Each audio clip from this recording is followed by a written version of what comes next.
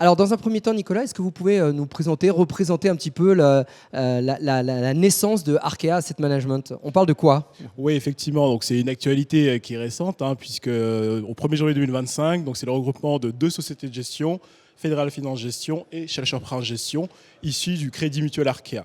Donc, la nouvelle entité, c'est 58 milliards d'euros, donc qui va être une marque forte donc pour nos différents clients, que ce soit des institutionnels, des wholesale ou des CGP, pour lequel, typiquement avec Nelson, on va travailler sur le segment des CGP.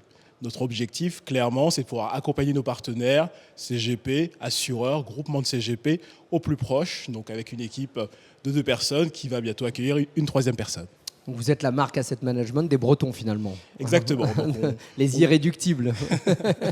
Très bien. Merci pour ce point déjà, et puis représenter aussi la marque, c'est important. Nelson, du coup, chez le Schelcher Prince, si on raisonne chez le Schelcher Prince, moi je connaissais, c'était beaucoup l'obligataire. Quelle est l'actualité finalement de vos produits aujourd'hui? Est-ce que vous remettez en avant les produits qui existaient? Est-ce que vous en avez lancé de nouveaux? Qu'est-ce que vous mettez en avant aujourd'hui?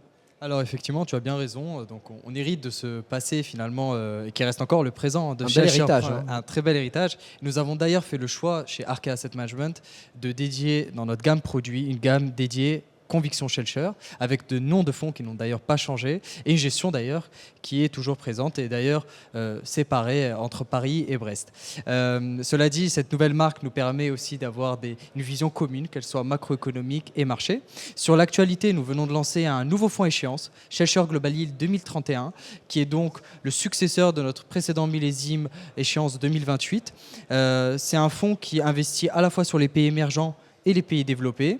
Les 2 fonds restent disponibles à la commercialisation, à la souscription, et on est sur des rendements au-dessus des 6% globalement jusqu'aux 7%, avec 1% de différence entre les 2 échéances. Mais Nelson, une question qui fâche pas d'ailleurs, mais qui gratte. Vous lancez en 2031, j'ai du 2028 en portefeuille, je fais quoi?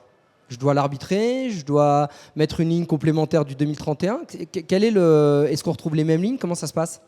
Alors forcément, le positionnement sera un peu différent. On n'est pas sur le même contexte économique de lancement. Le 2028, on l'a lancé en mai 2023, c'était un autre contexte. Cette année, on l'a lancé le 2031 en avril, après un Liberation Day, après beaucoup de choses d'un point de vue économique. Donc forcément, le positionnement sera un peu différent, mais avec toujours une même vision, la macroéconomie au centre de l'investissement.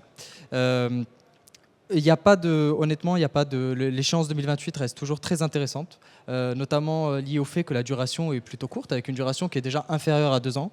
Mais on trouve qu'il est intéressant déjà de prendre date sur une nouvelle échéance à 2031, parce qu'il y a quand même un rendement qui est attractif, et c'est intéressant justement d'aller cristalliser ce rendement pour les années à venir. Donc des fonds complémentaires. Exactement.